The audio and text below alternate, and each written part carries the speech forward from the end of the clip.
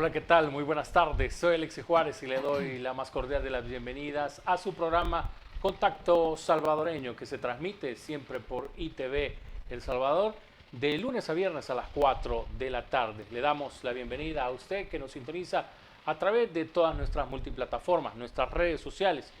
Invitarlos también a que pueda compartir esta transmisión y que usted pueda estar siempre con nosotros, enviándonos sus preguntas, sus comentarios.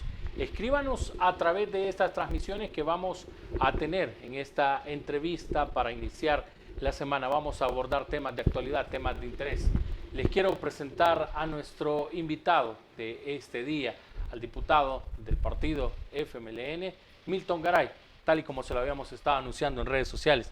Bienvenido, un gusto que esté con nosotros.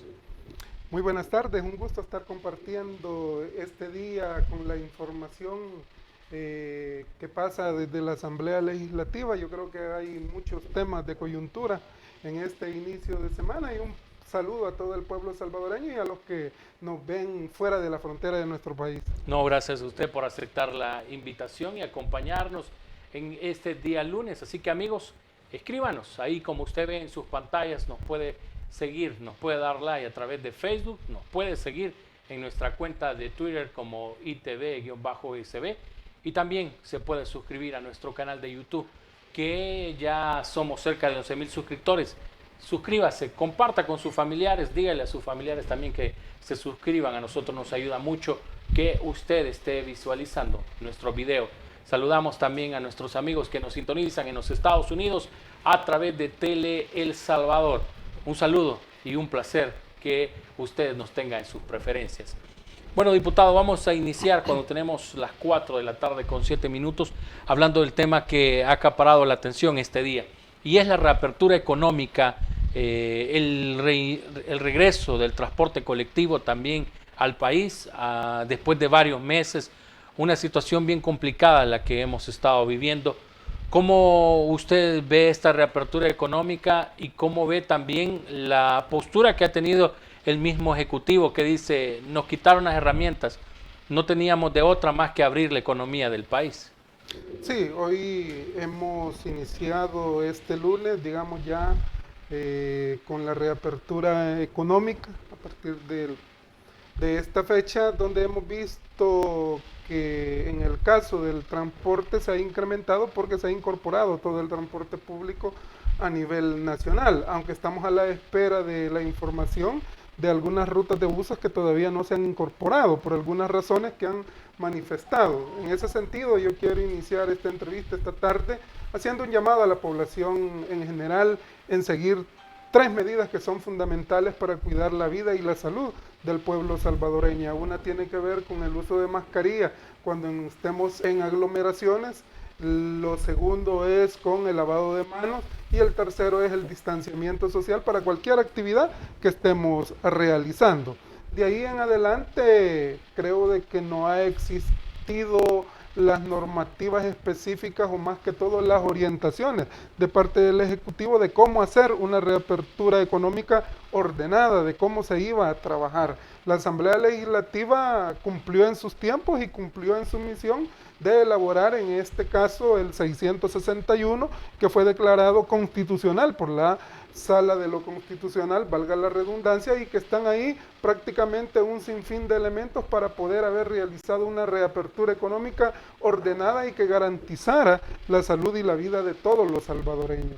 Estaba distribuida prácticamente en las fases que se deben de tomar y cada uno de los elementos y procedimientos en las diferentes actividades que el país está acostumbrado a hacer y que hoy es una nueva realidad y que esta nueva realidad es sobre una normalidad un poco extraña que poco a poco los salvadoreños y salvadoreñas nos tenemos que ir acostumbrando para cuidar nuestra salud.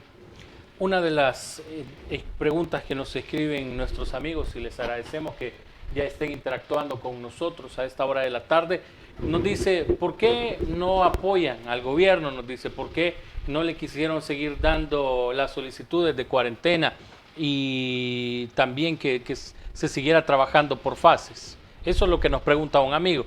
¿Qué le dice usted, diputado? Ahí voy a puntualizar tres cosas muy importantes.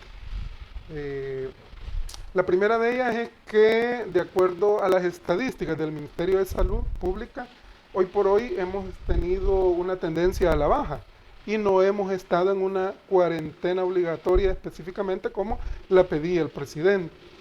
Nosotros como FMLN hemos estado siempre pendientes de garantizar la salud del pueblo salvadoreño, pero también de garantizar los derechos de aquellas personas que tienen mayor dificultad y que por una u otra razón que muchas veces han sido explicadas, también tiene que garantizárseles a ellos el derecho a la movilización, no por una situación de una fiesta, de un convivio, sino por una emergencia o por una razón importantísima, hablando de la misma salud, de la alimentación o de los trabajos que no se pueden detener para garantizar la alimentación no solo de la familia, sino de todo el país entero.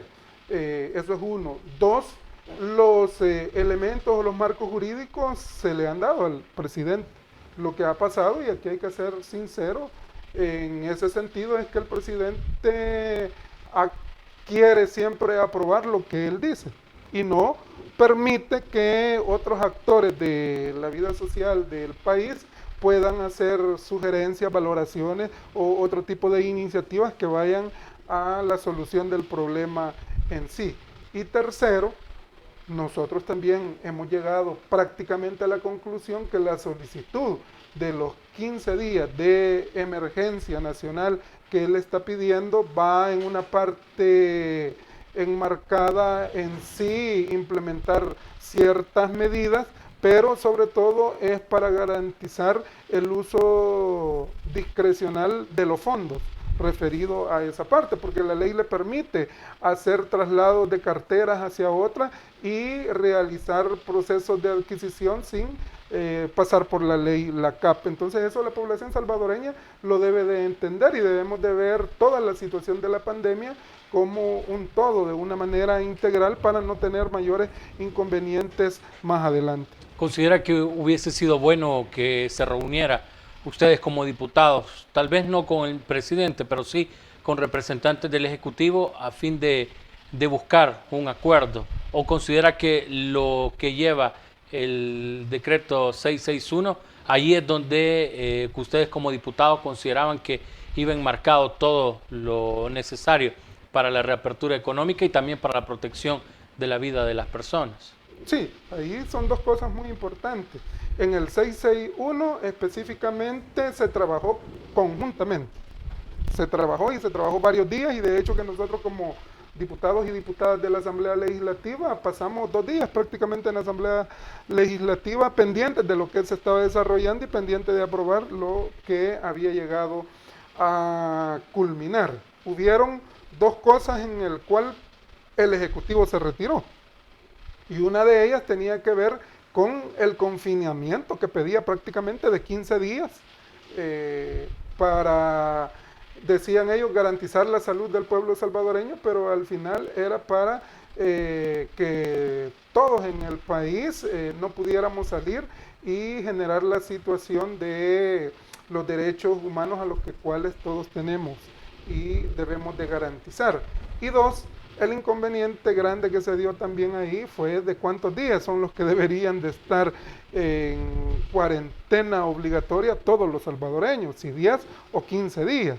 Nosotros en esa parte también nos hicimos valer de los que saben en ese sentido de los estudios epidemiológicos que se habían estado dando hasta la fecha. Lo que sí hay que decirle al pueblo salvadoreño es que la ley le permite también al ministro de Salud específicamente a utilizar ellos como ministerio todos los instrumentos jurídicos que tienen en ese marco y poder realizar algunas acciones como que, por ejemplo, pueden poner los cercos epidemiológicos que le permite cerrar una determinada porción de nuestro país y no necesariamente todo el país entero y no necesariamente debe de llegar a la Asamblea Legislativa para que lo aprobemos en ese sentido. Le pongo un ejemplo específico. Si ellos están viendo que San Salvador, municipio, por ejemplo, en ciertas colonias determinadas, ahí hay un mayor número de contagios, muy bien como Ministerio de Salud, pueden ellos poner un cerco epidemiológico y garantizar que esa gente se le respeten sus derechos humanos y garantizar también la atención médica para lo cual están ellos.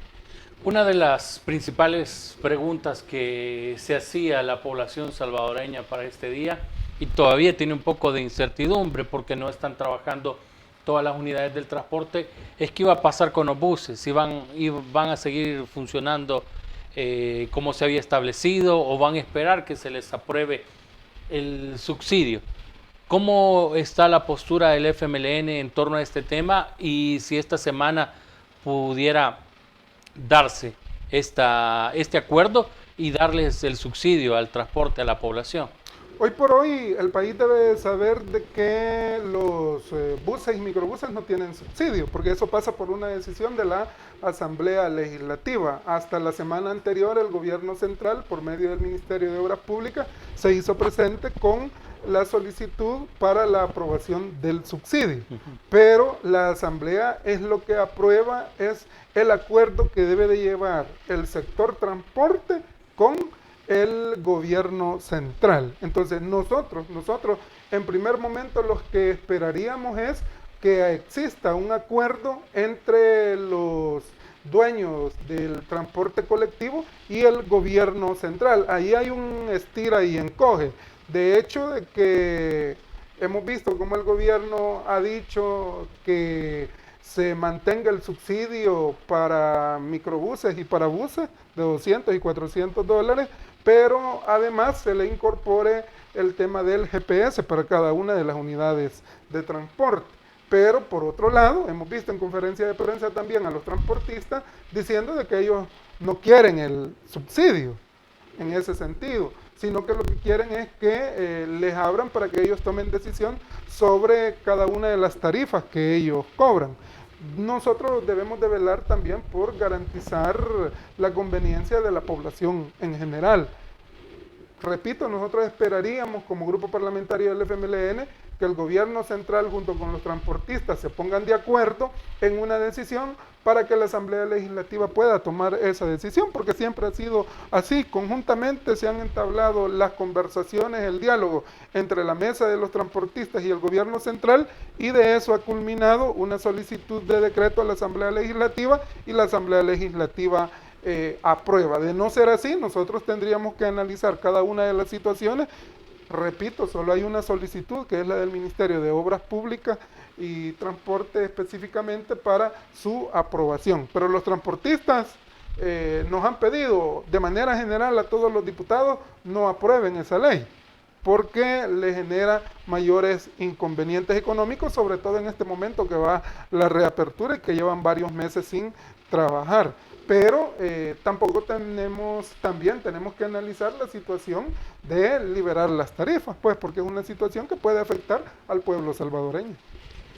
Vamos a revisar nuestras redes sociales y gracias a nuestros amigos que siguen escribiéndonos, siguen enviando sus preguntas, siguen interactuando con nosotros.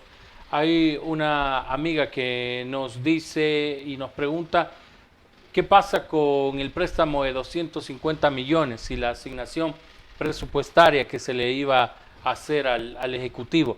Si nos explica, diputado, qué ha sucedido con este préstamo y si se va a ir analizando en los próximos días. De hecho, se ha estado analizando. De los 250 millones, ahí hay algunas situaciones que la Comisión de Hacienda ha solicitado verificar qué es lo que está pasando. Hay claridad en algunos rubros, como por ejemplo, hay claridad de los 50 millones que van para Fomilenio. En eso no tenemos ningún inconveniente. Hay claridad de los 75 millones que van para las alcaldías municipales. Hay claridad de los 12 millones que van para el tema de veteranos y veteranas de guerra, pero todavía hay dudas que el ministro, en este caso de Agricultura y Ganadería, no ha logrado solventar, aunque ya se presentó a la Asamblea Legislativa hace algunos días para tratar de solventar esa situación. Y es que de lo que están pidiendo para el Ministerio de Agricultura y Ganadería, hay un rubro que tiene que ver con préstamos.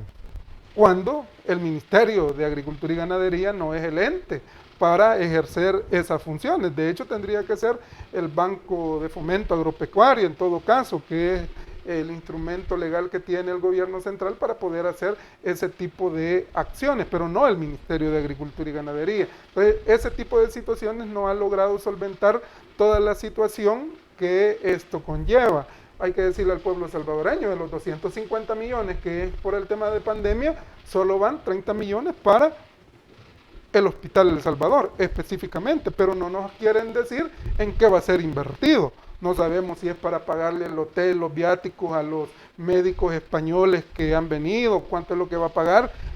No nos dicen en qué van a ser invertidos los 30 millones de dólares. Entonces, lo que se le está pidiendo al gobierno central es explicación para poder solventar esta situación que ha pasado con los 250 millones de dólares. ¿Qué opina, y usted, diputado, que ha tenido contacto en su departamento que representa, qué le ha comentado la ciudadanía sobre el tema de los paquetes de alimentos?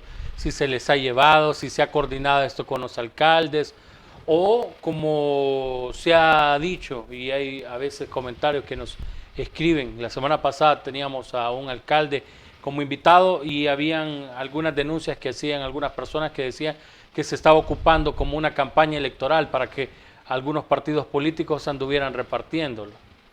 Ahí han existido dos entregas, hay que separarlas. Una que han hecho por medio de las alcaldías municipales, en ese sentido ha existido un convenio entre el Ministerio de Agricultura y Ganadería y las alcaldías. Entiendo yo que son las 262 alcaldías, pero los paquetes que les han entregado a las alcaldías no han sido suficientes para poder solventar la situación. Y le pongo el ejemplo de un municipio del departamento de Cuscatlán, que nosotros gobernamos ahí.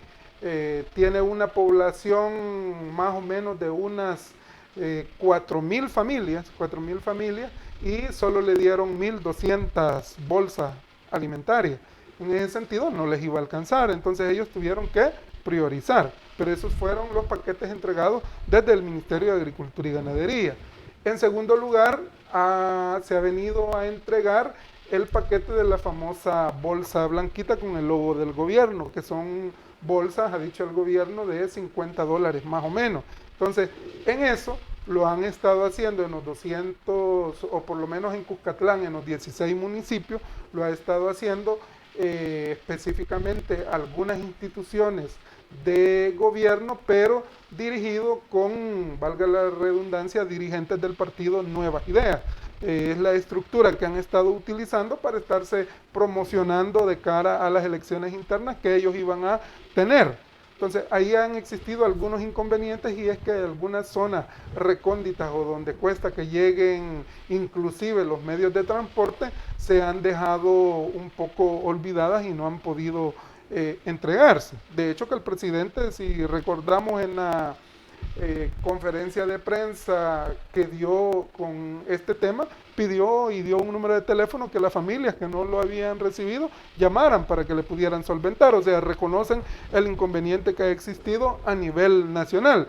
Yo creo que en este sentido las zonas urbanas han sido como las más beneficiadas, en el sentido de que han tenido más accesibilidad a este tipo de ayuda, que se ha podido aprobar los recursos desde la Asamblea Legislativa para que el gobierno central pueda resolver y solventar esta situación. Bueno, diputado, vamos a ir a nuestra primera pausa. A ustedes, amigos, los invitamos a que se queden pendientes. Vamos a ir a un corte y en breve continuamos. Vamos a regresar hablando de dos temas muy importantes. Uno es la interpelación que sucedió la semana anterior del ministro de la Defensa, y también vamos a hablar de la elección de los nuevos magistrados de la Corte de Cuentas de la República. Así que quédese con nosotros.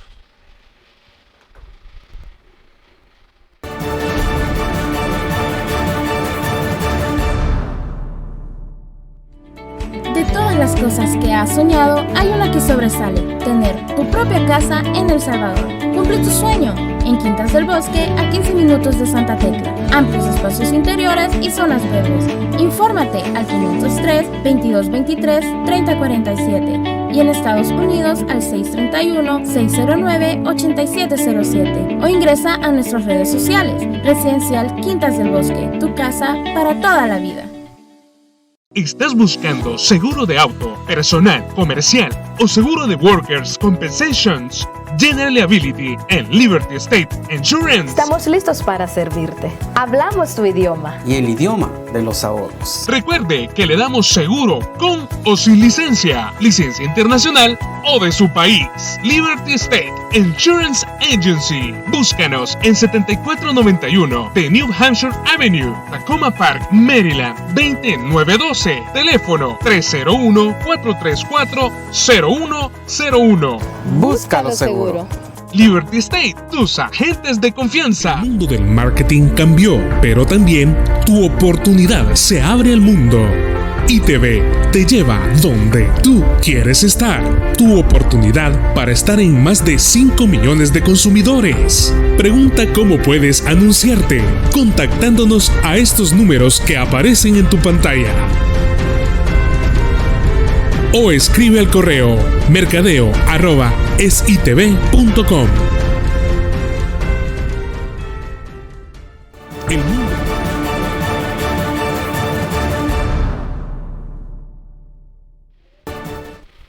Usted está en sintonía de Contacto Salvadoreño por la señal de ITV El Salvador. Saludos también a nuestros amigos en los Estados Unidos que están a través de la sintonía de Tele El Salvador. Una señal que llega a usted gracias a ITV El Salvador. También estamos a través de las redes sociales. Si ustedes tienen preguntas para nuestro invitado, el diputado del FMLN, Milton Garay, escríbanos a través de Facebook, Twitter y YouTube. Vamos a estar revisando sus comentarios, sus preguntas. Ya hemos leído y ya le hemos externado algunas de los cuestionamientos que han hecho a nuestro invitado este día, así que lo invitamos a que siga escribiéndonos. Antes de irnos a la pausa, diputado, estábamos analizando, le dejamos planteado los temas que íbamos a abordar en este bloque. Y uno de ellos fue el más comentado el pasado viernes, incluso el mismo sábado todavía seguía generando un poco de controversia. Y fue la interpelación que se dio contra el ministro de la Defensa, René Francis Merino Monroy. ¿Satisfecho, diputado, con las respuestas que dio o quedaron más dudas de las que ya se tenían? Nosotros como grupo parlamentario del FMLN ya habíamos previsto, así como había sucedido en la interpelación de la ministra de Salud y el presidente de ANDA anteriormente, de que el funcionario que había sido convocado para su respectiva interpelación se iba a encajonar en respuestas que dejaran más dudas en ese sentido. Nunca recibimos como Asamblea Legislativa durante todo el día una respuesta contundente de lo que se le estaba preguntando, una sencilla: ¿quién le dio la orden para montar el operativo, el 9F específicamente, y a la cual no redundó y nunca dio una respuesta específica? Le dijeron o le solicitaron nombre y rango de la persona y él se fue siempre por las ramas. Muchas personas dirán, no, es que fue un show político, es que fue una situación montada en la Asamblea Legislativa, pero es que lo que sucedió el 9 de febrero no fue una situación coyuntural como se ha querido manejar. De hecho, días anteriores, la mayoría de los diputados, a excepción de los del partido GANA y algunos del PDC, fuimos prácticamente acosados por personal de seguridad de la Policía Nacional Civil o del Ejército. Desconocemos porque estuvieron de particular. De hecho, tuvimos conocimiento de la compañera de San Miguel, la diputada Dina Argueta, donde llegaron hasta su casa. Ella no se encontraba ahí, pero llegaron a la casa de la mamá para querer intimidarla, tocaron la puerta y preguntaron si ahí vivía. En el caso mío, un día anterior de esa del 9F, estaban 2 personas en moto casi en la entrada de la casa, pendientes de la entrada y salida que hacía yo de mi hogar. Y yo que vivo en una zona rural del departamento de Cuscatlán. Y así tuvimos conocimiento de muchas situaciones de diputados, propietarios y suplentes que estaban siendo acosados por las autoridades. Recordemos que había una presión enorme del Ejecutivo porque necesitaba la aprobación de unos recursos. Entonces, con anterioridad se dio esa situación. La convocatoria estaba para la tarde, recordémoslo. Nosotros en la mañana teníamos una convención nacional, específicamente en San Marcos, donde fuimos a eso de las 10, 11 de la mañana, prácticamente rodeados por el ejército, como un meramente mecanismo de intimidación hacia lo que sucedía, y pudimos ver también lo que sucedió en las instalaciones de la Asamblea Legislativa, una cuestión que a nivel nacional e internacional fue indignante porque habló del tipo de presión que se le quería ejercer a otro órgano del Estado, que no era meramente por el tema de concertar las leyes que se habían solicitado y de generar el diálogo necesario para llegar a un feliz término en ese sentido. Entonces, hemos visto con preocupación esa situación, y la otra respuesta que buscábamos del ministro es si específicamente se daba otra situación, él volvería a hacer la misma acción, a lo cual nunca respondió. Y él, antes de deberse al presidente de la República, pues se debe a la Constitución de la República en ese sentido, y así lo establece la ley, de que no porque el presidente haya tenido una votación alta, por eso se vuelven las decisiones legales. Y si no, veamos todos los revés que ha obtenido desde la Sala de lo Constitucional en varios temas. Entonces el país está en estos momentos solicitando que se generen las condiciones de diálogo para lograr avanzar, sobre todo en este tema de pandemia. Una de las situaciones más, podríamos decirlo, donde se caldearon todos los ánimos en la Asamblea Legislativa el pasado viernes fue luego de la intervención de su compañera de fracción, de la diputada Dina Argueta, cuando ella le estaba mostrando imágenes y fotografías de lo que había sucedido el 9 de febrero. Hubo una respuesta del ministro de la Defensa, René Francis Merino Monroy, que molestó bastante, específicamente a la fracción del FMLN, y después, al momento que se dio un receso, varias diputadas le mostraron el reglamento interno, si no me equivoco, de la Asamblea Legislativa al diputado, al ministro, porque querían una respuesta. Las imágenes se han vuelto bastante virales en redes sociales. ¿Qué fue lo que sucedió en este aspecto? Y también, como FMLN, ¿qué opinan de la respuesta que le dio a la diputada Dina Argueta el ministro de la Defensa? Nosotros hemos sido testigos de la conducta que han tenido la gran mayoría, porque no todos, pero sí la gran mayoría de funcionarios de este gobierno. Y de hecho lo vimos en la rendición de cuentas, las que estaban convocados, que al final lo que llegaron a hacer a la Asamblea Legislativa es un show político en esa parte.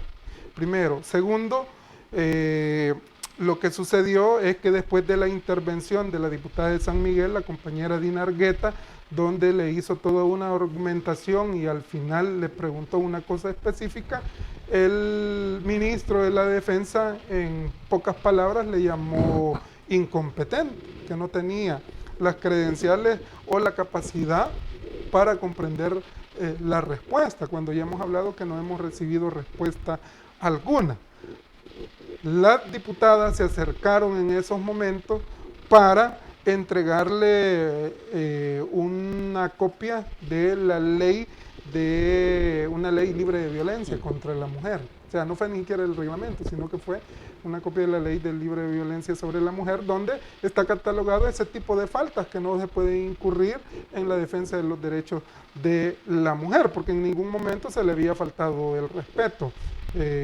Una cosa es que le hubiera estado hablando acaloradamente, pero sin faltarle el respeto en ese sentido, y él de una manera muy pausada, sí le faltó el respeto. Entonces no ha sido otra cosa más que eso. De hecho, todos los diputados y diputadas del FMLN nos solidarizamos con la compañera Dina por la situación que había pasado, porque el hecho de ser mujer se le trató así de parte de un militar y en este caso del ministro de Defensa. De ahí que se han venido una cantidad de situaciones donde se desmejoran las situaciones, como por ejemplo de las vendedoras del mercado, para las cuales todo mi respeto, porque esa no tiene que ser en ningún momento un tipo de comparación, sino que es una actividad comercial que se realiza y que no tiene nada que ver con lo que estaba pasando en la Asamblea Legislativa. Nos pregunta una amiga de apellido Olivera, nos dice, ¿y la violencia de ellos, de ellas, de las diputadas, no era violencia? Porque muchas personas aseguran que ellas actuaron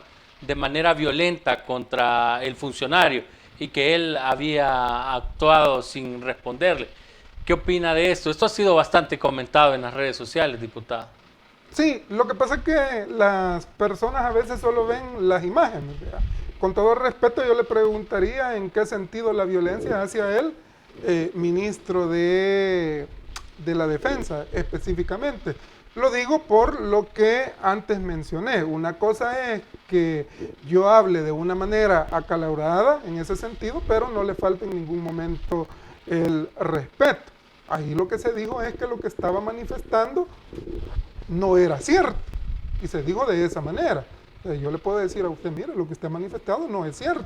Y eso no es faltarle al respeto, sino que hacer uso del derecho que me corresponde a mí para poderle contestar de una manera respetuosa.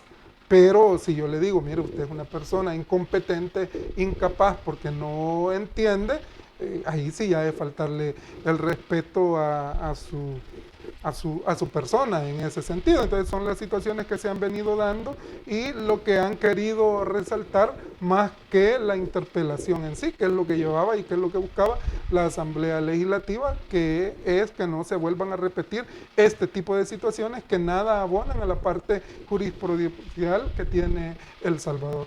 ¿Qué se viene en este tema de la interpelación luego de lo que sucedió? ¿Tiene que pasar esto por las fracciones o de una sola vez se analiza por comisión política? No, de hecho que cada una de las fracciones ya lo estamos analizando, para que cuando vayan nuestros representantes a la comisión política lleven ya de alguna manera el resultado de cada fracción y ahí se tome una decisión de acuerdo a lo actuado de parte del ministro, tanto el 9F como en la interpelación. Vamos a cambiar de tema y nos vamos a pasar a otro tema polémico, y fue la elección de los magistrados de la Corte de Cuentas de la República. Esto ha sido criticado por alguna parte de la población, algunos abogados también que han sido críticos a la manera en la que se eligen a funcionarios de segundo grado. Y yo le quiero preguntar, diputado, ¿cuáles fueron las actitudes, podríamos decir así, los criterios que se tuvieron para elegir a estos nuevos funcionarios que van a estar al frente de la Corte de Cuentas durante los próximos 3 años? Bueno, ahí fue instalada especialmente de parte de la Comisión Política una comisión ad hoc para que viera este tema. Entonces ahí desfilaron cada uno de ellos en una entrevista con ciertas preguntas y cada uno de los diputados en esa comisión podía hacer alguna pregunta que considerara necesario a cada uno de los convocados, que eran más de 30 en ese sentido. Luego, sabemos que es una decisión, en este caso de la Corte de Cuentas, una decisión de 43 votos. Entonces pasa por que cada una de las fracciones revise su currículo profesional de cada una de estas personas para tomar una decisión. Y de ahí, por indicaciones específicas de la Comisión Política, cada partido político debe llevar una propuesta que cree o considera que son las mejores para estos cargos. Porque si de algo estamos seguros es que la institución de la Corte de Cuentas debe ser una institución que nos garantice el uso correcto de los fondos en ese sentido, y también está para tratar de evitar los actos de corrupción que se puedan dar en ciertas situaciones, y si no lo podemos ver Actualmente, hoy por hoy, hay exámenes especiales para el tema del Hospital El Salvador y también para el Ministerio de Agricultura y Ganadería. A partir de eso, nosotros como fracción, no puedo hablar por las demás, pero como fracción, revisamos cada uno de los currículos presentados a la comisión especial para este tema, analizamos y hicimos las propuestas necesarias de acuerdo a la experiencia, idoneidad y otros elementos que son fundamentales. La comisión es la que se encargó de decir quiénes cumplían los requisitos de ley, porque para eso hay requisitos de ley. De las que propusimos nosotros en un primer momento del listado de 15, cumplían todos los requisitos de ley. Con los 3 nombres que fueron electos, hay que decir que en un 90%, porque hubo un cuadro que se trabajó donde cada uno hacía sus propuestas, un 90-95%, no recuerdo si fue el 100%, porque ahí está el independiente, que no es una fracción, pero sí dio su listado, pero de ahí en todos los partidos políticos prácticamente los 3 nombres aparecieron, de todos los grupos parlamentarios, los 3 nombres que fueron electos. De hecho, salía casi que empatado el nombre de María Carmen y el nombre del actual presidente de la Corte de Cuentas, en ese sentido. Y fue una situación, después de analizar las competencias de ellos, la votación respectiva para tomar una decisión para garantizar el funcionamiento a partir del 28 de agosto de la Corte de Cuentas. Usted, ya que me habla de algunos diputados, como el diputado independiente Leonardo Bonilla, el partido Gana, específicamente el diputado Guillermo Gallegos, afirmaban algunos que hay algún tipo de reparto, que Arena se llevó 2 de los magistrados y el FMLN puso un 3er magistrado de la Corte de Cuentas. Acusan de reparto de cuotas. ¿Existe esto? ¿Existe este reparto de cuotas? ¿O solo son discursos políticos los que están emitiendo ellos? Lo que pasa es que lo que hicimos nosotros es proponer, repito, a los hombres y mujeres que cumplían primero los requisitos y que tenían las competencias, y que creemos que esta institución hoy por hoy debe de jugar un papel importantísimo en ese sentido.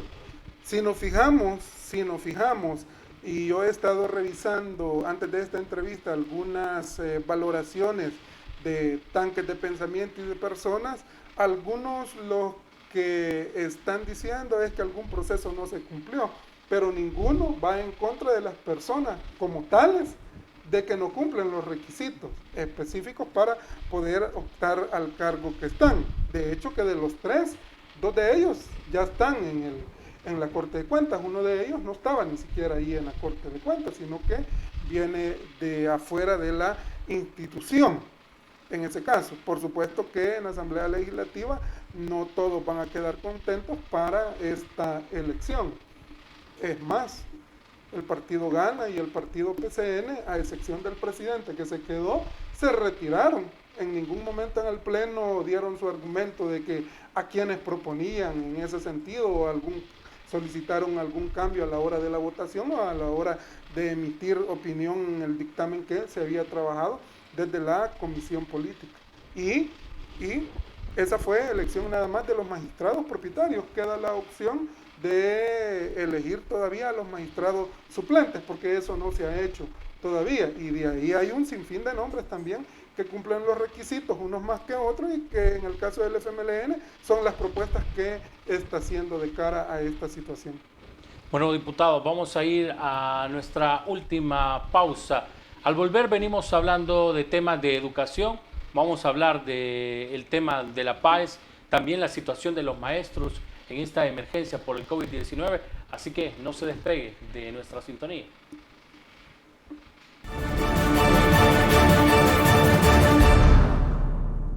El marketing cambió, pero también tu oportunidad se abre al mundo.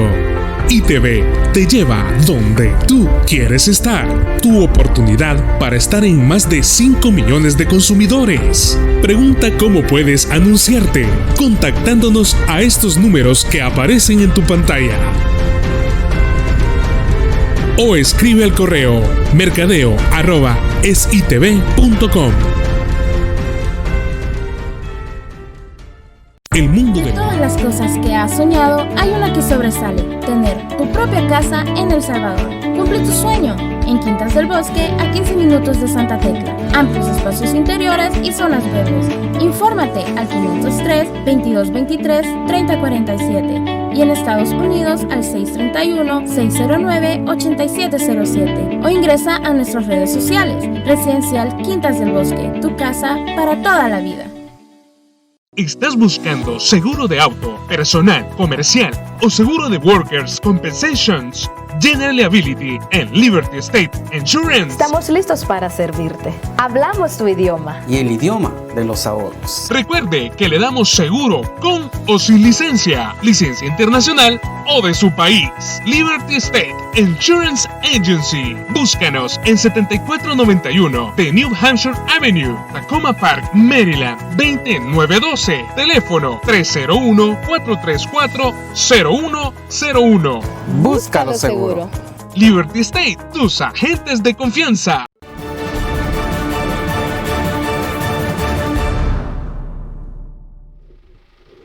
Gracias por su fiel sintonía en este día lunes en Contacto Salvadoreño. Sigan escribiéndonos a través de nuestras redes sociales. Comparte esta transmisión a través de nuestra cuenta de YouTube, nuestro canal de YouTube, nuestra página de Facebook como ITV El Salvador, y también estamos en Twitter. Comparta la transmisión de Periscope que tenemos en esta red social.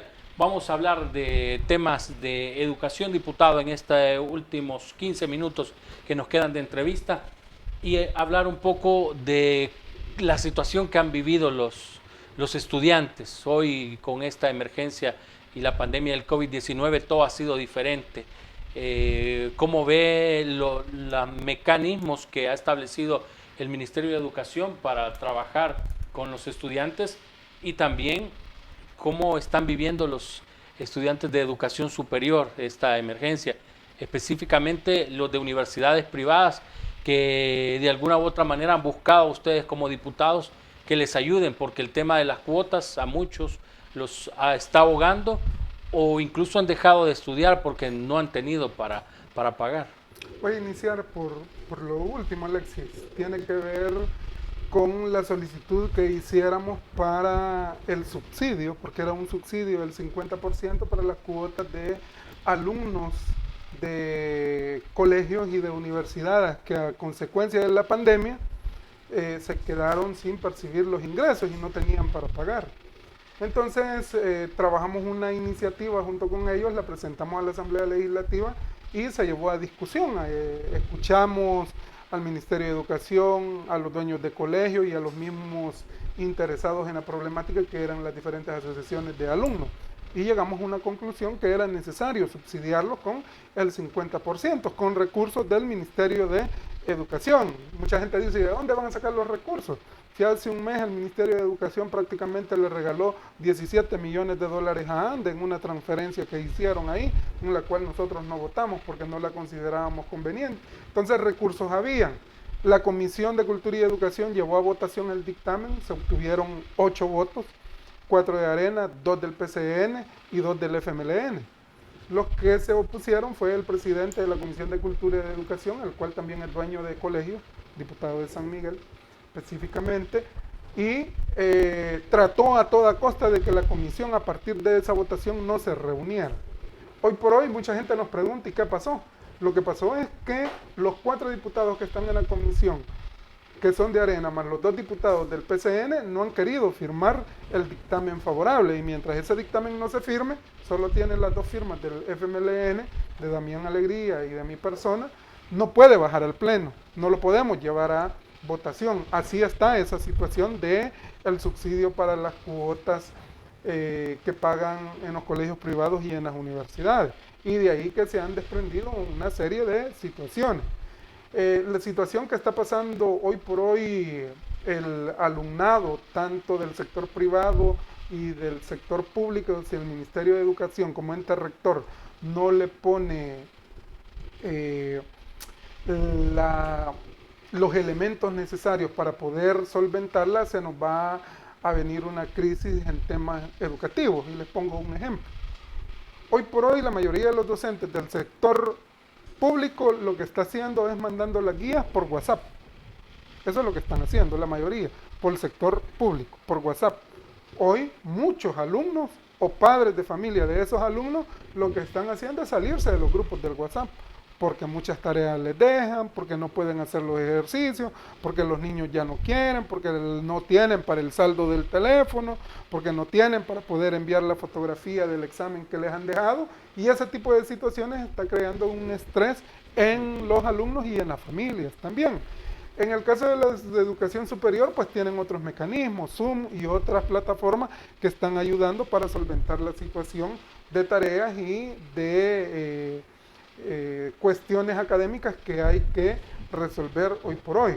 Por supuesto que los maestros están haciendo un gran esfuerzo, pero por la misma situación no tienen el contacto directo con los alumnos y no lo van a tener hasta el próximo año. Por ejemplo, mi hija va a primer grado a una escuela pública, pero desde WhatsApp no se le puede enseñar a leer y a escribir a un niño o una niña de primer grado. Imposible podérselo hacer. Debe de haber o debe de estar el maestro o la maestra de manera presencial, enseñándole a leer y enseñándole a escribir, que son las competencias necesarias en ese grado específicamente. Entonces, si el Ministerio de Educación no logra idear las estrategias para lograr llegar al alumnado de diferentes formas, no solo por WhatsApp, vamos a tener no una sola generación, sino varias generaciones con deficiencias académicas si al final el Ministerio de Educación decide pasar a todos estos alumnos en ese sentido, porque no ha dado ningún lineamiento en esa parte, sino que ha solicitado que se hagan todos los humanamente posible para que los alumnos no dejen de estar estudiando, pero eso se está haciendo casi que imposible, porque tienen las franjas educativas en los canales, pero a diario son cerca de 30 minutos y no necesariamente va avanzando en los temas requeridos. Mi otro hijo va a 8º grado, si no tuviera un maestro, un guía o una maestra que lo estuviera ayudando en los temas de matemáticas, ciencias naturales, inglés, posiblemente no fuera avanzado en ese tema. Y aquellas familias donde el papá o la mamá solo tiene hasta 1º, 2º, 3er grado y no le puede ayudar a sus hijos, ¿cómo está solventando? Y desde un teléfono no vamos a poder resolver la situación. Así que el Ministerio de Educación debe de liderar las diferentes estrategias, aparte del WhatsApp, para poder solventar esta situación que se está dando y que si no logramos resolver lo más pronto posible, va a ser caótica y en cada uno, dependiendo del grado que vaya, las necesidades académicas van a ser deficientes. Los maestros también han hecho varias críticas, han incluso solicitado apoyo también de la Asamblea Legislativa en el tema principalmente de los maestros que no tienen un contrato fijo, no están contratados en una escuela o un colegio de manera fija, sino que se les estaba pagando o incluso se les estaba pagando menos o atrasado. Ustedes como FMLN también pusieron una pieza de correspondencia sobre este tema. De hecho fueron 2 recomendables. Al inicio de la pandemia, prácticamente ahí por marzo, hicimos un recomendable para que le pagaran a los maestros interinos, porque no les habían pagado, ya les cancelaron. Hoy los que han tenido problemas son los maestros y el personal administrativo, secretarias, conserjes, que les pagan del presupuesto que se le asigna a cada escuela y en el rubro específico de salario. Entonces no han tenido las transacciones a tiempo y eso ha creado una situación que en algunos casos han tenido que retrasar los pagos y en estos tiempos de pandemia eso genera algunos inconvenientes también. De hecho, el jueves de la plenaria pasada presentamos otro recomendable donde solicitábamos que a nivel nacional son 45,000 docentes y cada docente tiene su familia y ellos pasan consulta, por ejemplo, en los policlínicos de bienestar magisterial y los policlínicos estaban prácticamente cerrados para atender cualquier tipo de enfermedad. Si era por COVID, no lo atendían, sino que lo mandaban a un hospital nacional que estaba atendiendo esos casos. Y otro tipo de enfermedades le estaban diciendo, regrese, hoy no lo podemos atender, va a ser en otra ocasión, y se ponían pretextos para la no atención de otro tipo de enfermedad o de seguimiento a los que tienen enfermedades crónicas con sus consultas. Prácticamente todos los hospitales estaban en función del COVID y se estaban descuidando otras especialidades. Ya el día de ahora obtuvimos respuesta de bienestar magisterial y al parecer ya van a abrir al 100% las instalaciones de los policlínicos para poder atender a los docentes y a sus grupos familiares en bienestar magisterial. Otro de los temas que ha sido bastante comentado en el tema de educación durante esta emergencia por el COVID-19 es la PAES. Ya la ministra ha dicho que no va a haber PAES, pero esto tiene que llevar un proceso y tiene que ir incluso a la Asamblea Legislativa. Si nos explica esto que la semana pasada ustedes estuvieron presentando también una pieza de correspondencia, un recomendable, si no me falla la memoria. Lo que pusimos fue una disposición transitoria, con el tema de la PAE sabemos que la situación que está viviendo el Magisterio Nacional, la comunidad educativa, no es culpa del Ministerio de Educación, sino que todo se debe al tema de la pandemia. En eso estamos claros, nosotros no estamos culpando al Ministerio de Educación. Lo que sí estamos haciendo es ayudándole a las autoridades para hacer las cosas bien y cómo se deben de hacer, específicamente porque la PAES lleva ya 22 años de implementación, inició en 1997, en ese año comenzó a aplicarse la PAES y ha venido sufriendo cambios a medida que han pasado los años. Hoy, por ejemplo, la nota de la PAES es un porcentaje de la nota final de los estudiantes de educación media, para empezar. Segundo, por ejemplo, los alumnos que quieren optar a la carrera de profesorado deben de cumplir una nota específica en la PAES. Si sacan menos de un promedio que establecen las universidades, no puede optar a una carrera de profesorado. Y así sucesivamente sirve para diversas situaciones en materia educativa. Entonces, si el Ministerio de Educación quiere quitar la PAES y nosotros lo vemos bien por las condiciones que está viviendo la comunidad educativa y sobre todo los estudiantes, debe de pasar por una decisión de la Asamblea Legislativa. Por eso nosotros propusimos la reforma específica a la Ley General de Educación en su artículo 57, donde estamos pidiendo una disposición transitoria para suspender la PAES solo este año 2020 por temas de la pandemia. Hoy, lunes, es día de Comisión de Cultura y Educación, hemos visto el tema, los demás grupos parlamentarios creen de que es necesario también, pero para no sobrepasar, porque no se trata de una situación de querer sobrepasar las autoridades del Ministerio de Educación, se le ha mandado el proyecto de ley para que ellos como autoridades del Ministerio de Educación nos manden sus valoraciones sobre el tema en ese sentido. Entonces quedamos a la espera para que la próxima semana podamos legislar en ese sentido. Pero si el Ministerio de Educación no quiere hacer la PAES a los alumnos y entendemos las razones y estamos de acuerdo, debe de pasar por la Asamblea Legislativa y nosotros estamos en disposición de apoyar en ese sentido. ¿Qué pasa si se quiere hacer otra prueba, como han dicho las autoridades? Lo que pasa es que van a tener que revisar todo el formato porque la PAES es una prueba de conocimientos y competencias que ya tiene su formato y que ya tiene sus objetivos para los que sirve, que yo mencioné dos de ellos.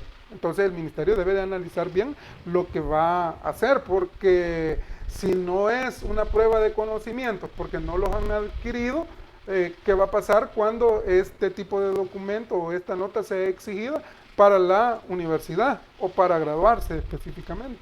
Hay una denuncia que nos hacen nuestros amigos a través de redes sociales, específicamente en nuestro canal de YouTube. Nos dice un amigo, Jaime Monterrosa, hay maestros que les están pagando a nombre de otro maestro para buscar darle su sueldo, dice.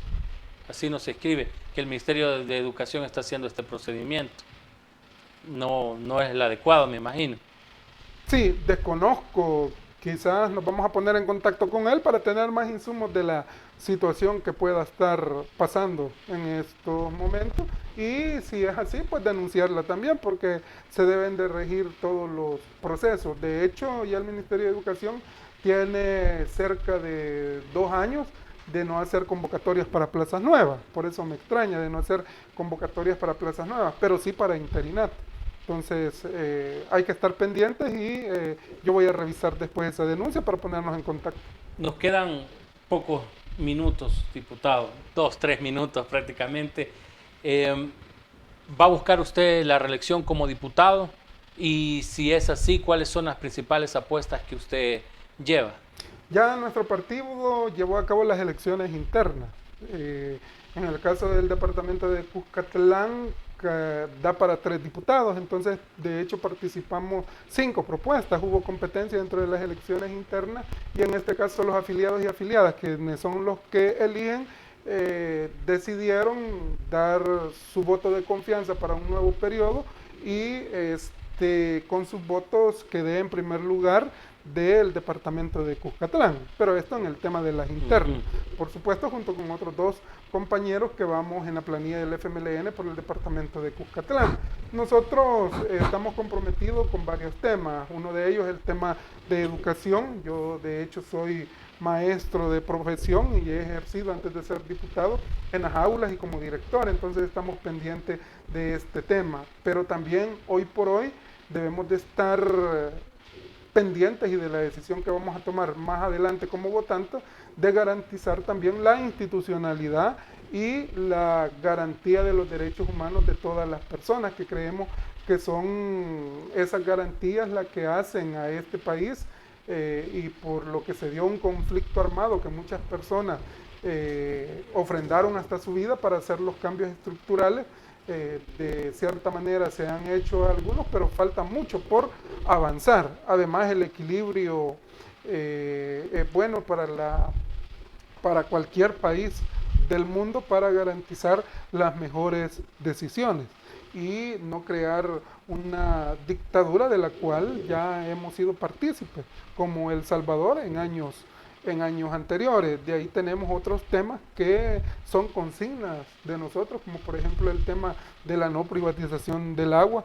Estamos haciendo un trabajo arduo también para tratar de sacar adelante el tema de las AFP, que es un tema sentido para la población salvadoreña. De hecho, lo que hemos logrado hasta hoy es la reforma que hubo con la devolución del 25% que pueden hacer las personas mayores de 52 años y con 10 años de trabajo, para que la AFP le devuelva el 25%. Y antes, para que le devolviera el 100%, algo ilógico, tenía que devolver lo que le había prestado, ese 25%, ilógico, no entendía uno, ¿verdad?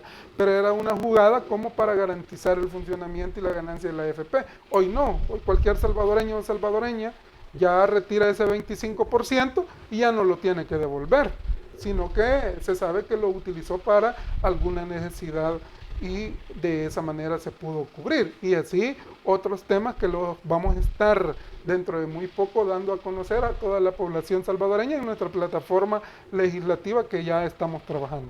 Una última pregunta, diputado, de nuestros amigos antes de irnos. Hay varios comentarios que nos dicen que el FMLN en el 2021 estará acabado, dice, no van a seguir en la Asamblea Legislativa. ¿Qué le puede decir a estos amigos que opinan de esta manera? No, definitivamente que las elecciones de alcaldes y diputados es muy diferente a las elecciones presidenciales, en ese sentido. Y mucha gente está pensando de que el Partido Nuevas Ideas va a tener hasta más de 57 diputados en la Asamblea Legislativa, pero la realidad que se está dando en el territorio es muy diferente.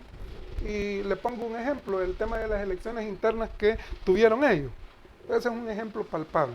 Lo hicieron por teléfono, donde quedaron más resentimientos que alegría en ese sentido. Suchitoto, por ejemplo, municipio del departamento de Cuscatlán, al cual yo represento, tenía 3 planillas de Nuevas Ideas, ganó una, por pocos votos a las otras 2.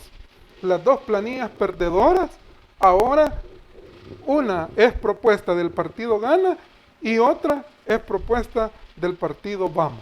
O sea, toda esa militancia que tenía ese partido ya se le partió, valga la redundancia, y ya se le desquebrajó toda la unidad que estaba en función de una candidatura, por obtener una candidatura, y así a nivel nacional y a nivel departamental, porque ahí va el tema del Parlacen también en las elecciones próximas. Así que aquí va a ser la ciudadanía, el pueblo salvadoreño, el que va a tomar la mejor decisión y va a ver el rostro de cada uno de los candidatos y candidatas y cómo es que ha trabajado y qué es lo que le está ofreciendo al pueblo salvadoreño. Así que yo creo que muchos comen ansia en ese sentido, pero hay que esperarnos al 28 de febrero a ver qué va a pasar del 2021. Una hora cabal tenemos de entrevista, diputado. Ha sido un gusto haber estado con usted. Un mensaje que tenga para nuestros amigos y si tiene redes sociales, ¿cómo lo encuentran también para que estén muy pendientes de todo el trabajo que realiza? Claro, estamos en Facebook como diputado Milton Garay, ahí atendemos algunas solicitudes también del departamento de Cucatlán y en Twitter como Milton Garay SB para que nos puedan seguir del trabajo que estamos haciendo, no solo en la Asamblea Legislativa, sino que también del trabajo territorial. El llamado a la población salvadoreña es que nos cuidemos en esta reapertura económica que hoy por hoy ya es una realidad y que si no tomamos las medidas necesarias, pues nos podemos contagiar del virus, que también es una realidad y que trae consecuencias nefastas no solo para la persona, sino que para toda la familia. Así que debemos de seguir las recomendaciones necesarias para cuidarnos a nosotros y a nuestra familia, por supuesto. Y por último, Alexis, agradecer por la invitación a Contacto Salvadoreño, muy agradecido para dar a conocer el trabajo que realizamos también desde la Asamblea Legislativa. Un placer, diputado. Lo esperamos en próximas ocasiones. Gracias. A ustedes, amigos, también les agradecemos que hayan estado pendientes de esta entrevista con el diputado Milton Garay del FMLN. Si usted no vio por completo la conversación que hemos tenido esta tarde, escríbanos a través de Facebook, Twitter y YouTube y también comparta esta transmisión, comparta con sus amigos y ahí usted puede ver los temas que hemos analizado. Si usted solo quiere ver, por ejemplo, el tema que hablamos de la interpelación del ministro de la Defensa, si usted solo quiere ver el tema de educación que hemos hablado, usted está en toda su disposición de poder hacer esto a través de las plataformas que tenemos en redes sociales y nuestros videos que al momento de finalizar esta entrevista ya van a estar en estas redes sociales. El día de mañana nos acompaña a partir de las 4 de la tarde en Contacto Salvadoreño la candidata a diputada por el partido Vamos, Claudia Ortiz. Vamos a estar hablando de temas de actualidad y también propuestas que tiene el partido Vamos de cara a las elecciones del próximo año. Su cita también es esta noche a las 7 en punto con nuestro compañero Gilson Rodríguez, quien le va a traer lo más importante que ha acontecido en nuestro país en ITV Noticias. Yo me quedo hasta acá. Le deseo que pase una feliz tarde y nos vemos el día de mañana siempre a partir de las 4 de la tarde. Feliz tarde.